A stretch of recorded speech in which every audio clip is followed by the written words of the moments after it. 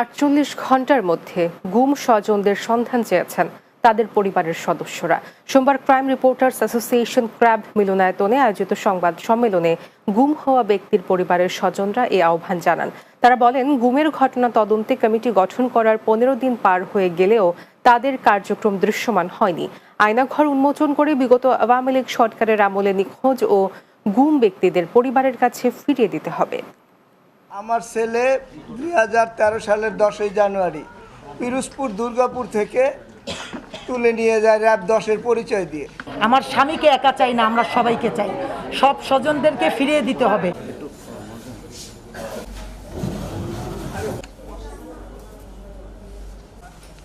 আমাদের কথা কি বুঝে না, নাকি আমরা সরকারকে বুঝাতে পারছি না? আমি বেলাল বলছিলাম, আমাদের বাংলাদেশ গুম পরিবার প্রধান সমন্বয়ক হিসেবে আজকে আমরা আপনাদের সম্মেলনের মাধ্যমে আমাদের প্রতিবাদটা জানিয়ে যাচ্ছিলাম। বর্তমান সরকার কি আমাদের কথা কি বুঝে না, নাকি আমরা তাদেরকে বুঝাতে পারিনি? গত 27 আগস্ট বাংলাদেশ বর্তমান যে সরকার 5 সদস্য একটি কমিটি গঠন করছে, এটা আপনারাও জানেন। সেই কমিটির মাধ্যমে 45 দিন একটা সময় দিছে।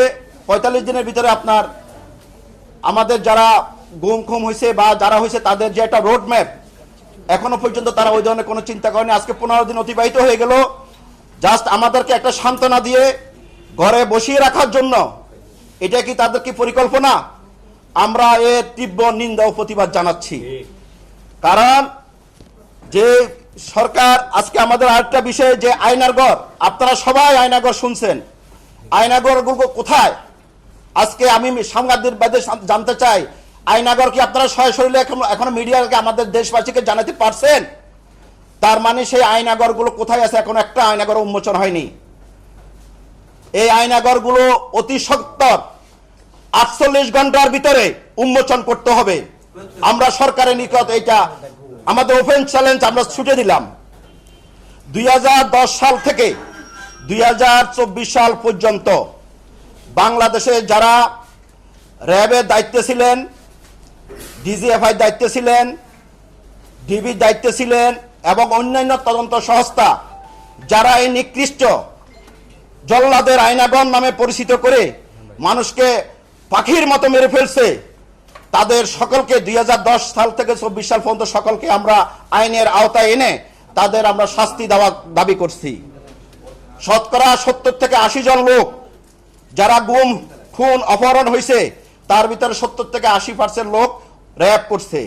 র্যাব একটি বাংলাদেশে একটি নিকৃষ্ট, সারা বিশ্বের কাছে তারা একটি সন্ত্রাসী দল হিসেবে আখ্যায়িত হয়েছে। তাই অতি বিলম্বে এই র্যাবকে, এই দেশ থেকে, এই বাহিনীকে প্রত্যাহার করার জন্য আমরা দাবি জানাচ্ছি।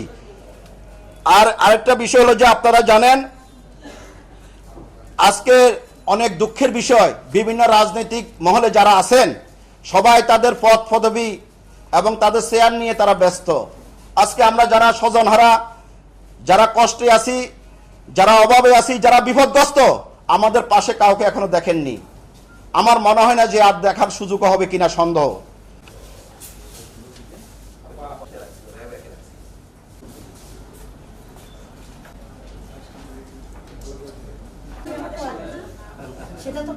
পুলিশের কাছে পর্যন্ত মামলা করতে গেছি, আমাদের মামলাটা নেওয়া হয় নাই।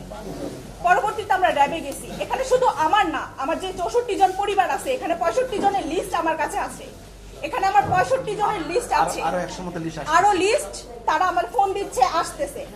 তো এখন অনেকে এখানে আছে যে তাদেরও মামলা নেওয়া হয় নাই বা জিডি তাদের উপর করতে দেওয়া হয় নাই। পরবর্তীতে অনেকে মামলা করছে, অনেকে ভয়ে করতে পারে নাই। তো এখন যেটা হচ্ছে যে অনেকেই বলতেছে যে দেখতেছি আয়নাঘর বলতে কিছু নাই, এটা আমরা অনেক জায়গায় মন্তব্য শুনতেছি। তাহলে তাদের কাছে আমার প্রশ্ন, যদি আয়নাঘর বলতে কিছু না থেকে থাকে তাহলে আমাদের স্বজনগুলো কোথায়? তাদের কাছে প্রশ্ন, তারা তাহলে আমাদের স্বজনগুলোকে ফিরিয়ে দেয়।